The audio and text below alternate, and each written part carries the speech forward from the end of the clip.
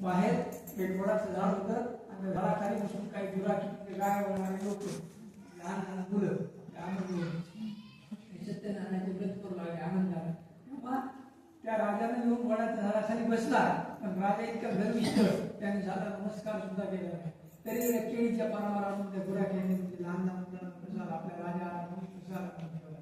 तेव्हा त्या राजाने प्रसादाला लाथ मारली, म्हणजे प्रसादाचा अपमान केला आणि प्रसाद खाल्ला नाही. म्हणाला या गुराख्याच्या हाताचा प्रसाद खात नाही खाल्ला, मी एवढा मोठा राजा आहे, ह्याच्या हातात प्रसाद कसा खाऊ, मला चालत नाही.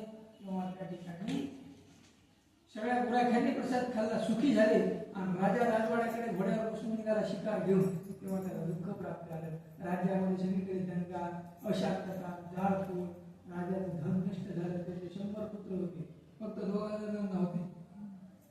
त्या पृथ्वीवर 100 पुत्र 2 जण होते, एक धृतराष्ट्राला आणि एक त्या अंगध्वज नावाचा राजा, बाकी कोणालाच नाही 100 पुत्र. त्या ठिकाणी ते 100 पुत्र दुःख पावले आणि त्या ठिकाणी तो राजा दुःखी झाला, रडू लागला. तेव्हा त्याचा दूत त्याला म्हणाला, त्या बालगोपाळाचा म्हणजे त्या गुराख्यांचा अपमान केला, त्या देवाचा अपमान केला, तुम्ही जाऊन त्यांनी क्षमा याचना मागा तर तुम्हाला सगळं प्राप्त होईल. मग राजा पुन्हा वडाच्या झाडाखाली गेला, गुराख्यांची क्षमा याचना मागितली आणि त्या ठिकाणी तीर्थप्रसाद भक्तिभावानं खाल्ला.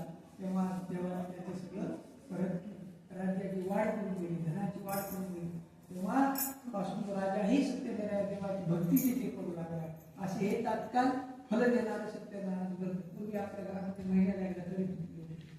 आता वेळ आहे बघा, 6 महिन्याला एकदा तरी घडावा, नसं संक्रांतीच्या काळात, पौर्णिमेच्या काळात किंवा वर्षातून एखाद्या तुम्हाला सांगितलं व्रत आपल्या घरामध्ये घडावं.